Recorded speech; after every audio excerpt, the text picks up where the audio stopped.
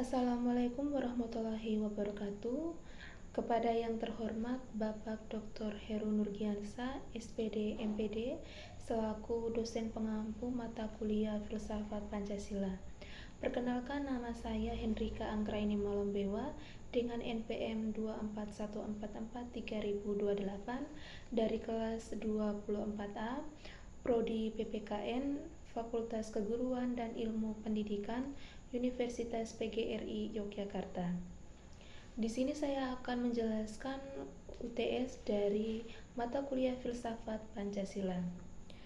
Pertanyaannya, apakah Pancasila masih memadai sebagai landasan filosofis untuk membangun manusia Indonesia dan menata kehidupan bernegara di era kontemporer?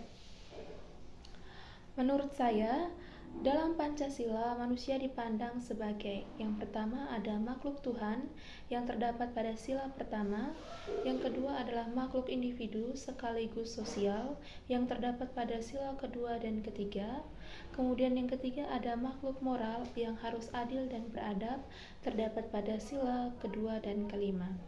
Artinya, manusia itu bebas tapi tetap punya tanggung jawab kepada Tuhan, sesama, dan masyarakat. Sementara itu, dalam eksistensialisme atau pemikiran menurut Jean-Paul Sartre, manusia dianggap sebagai bebas sepenuhnya menentukan hidupnya. Tidak ada hakikat tetap dari awal, tanggung jawab bersifat pribadi, bukan berdasarkan nilai bersama.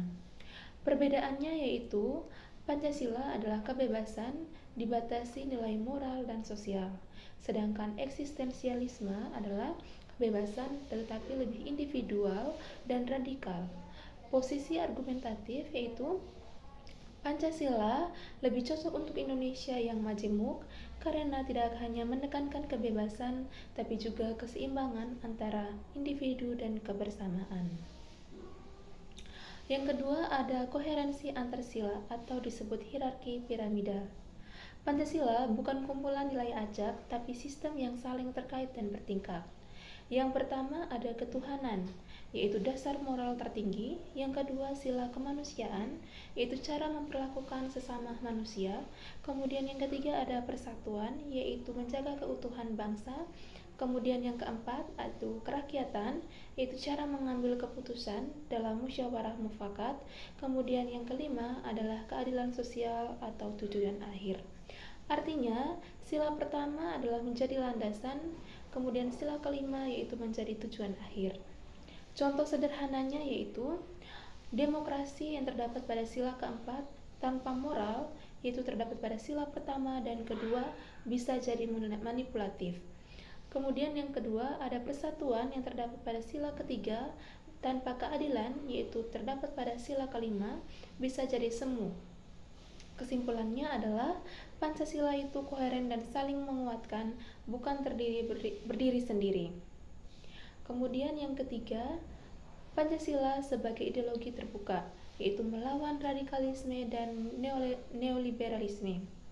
Sebagai ideologi terbuka, Pancasila bisa menyesuaikan zaman tanpa kehilangan nilai dasarnya. Yang pertama menghadapi radikalisme. Radikalisme cenderung kaku dan memaksakan satu kebenaran, sedangkan Pancasila lebih menekankan toleransi dan keberagaman. Contohnya yaitu terjadinya konflik berbasis agama bisa diredam dengan nilai kemanusiaan dan persatuan. Kemudian yaitu kedua menghadapi neoliberalisme, yaitu menekankan pasar bebas dan keuntungan, sedangkan Pancasila menekankan keadilan sosial. Contohnya yaitu ketimpangan ekonomi. Bisa dikatakan bahwa Pancasila mendorong kebijakan yang lebih adil. Kemudian adanya argumentasi, Pancasila bisa menjadi penyeimbang antara kebebasan dan keadilan. Kemudian yang keempat, Pancasila sebagai paradigma ilmu. Pancasila bisa dijadikan dasar dalam mengembangkan ilmu, artinya ilmu tidak hanya mengejar kebenaran, tapi juga nilai kemanusiaan dan moral. Kemudian, tidak bebas nilai atau value free, tapi bernilai atau biasa disebut dengan value based. Contohnya adalah teknologi digital tidak hanya canggih, tapi juga harus etis dan tidak merusak masyarakat. Kemudian adanya penelitian harus mempertimbangkan dampak sosial. Jadi ilmu di Indonesia idealnya yaitu tidak sekadar pintar, tetapi juga bermanfaat dan juga bermoral bagi masyarakat. Kemudian yang kelima adalah etika politik Pancasila dan demokrasi prosedural saat ini. Secara ideal, demokrasi Pancasila itu berdasarkan musyawarah, mengutamakan kepentingan rakyat, beretika.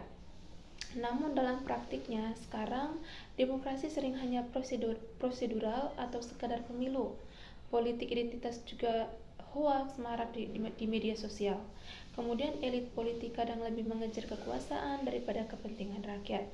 Contohnya yaitu kampanye yang memecah belah masyarakat. Kemudian adanya politik uang dalam pemilu. Masalahnya adalah nilai Pancasila belum sepenuhnya menjadi etika dalam praktik politik. Yang keenam ada posisi argumentatif pribadi. Menurut saya, saat ini Pancasila belum sepenuhnya berfungsi sebagai nilai transformatif, tetapi masih sering menjadi simbol normatif. Kenapa bisa dikatakan seperti itu?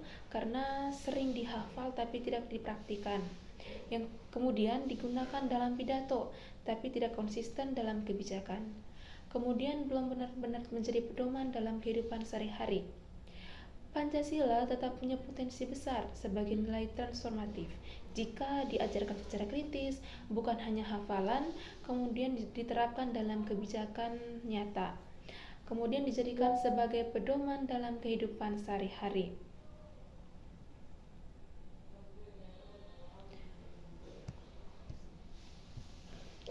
Sekian dari penjelasan saya pada mata kuliah Filsafat Pancasila. Mohon maaf bila ada kesalahan kata atau perbuatan yang telah saya lakukan. Mohon maaf. Wassalamualaikum warahmatullahi wabarakatuh.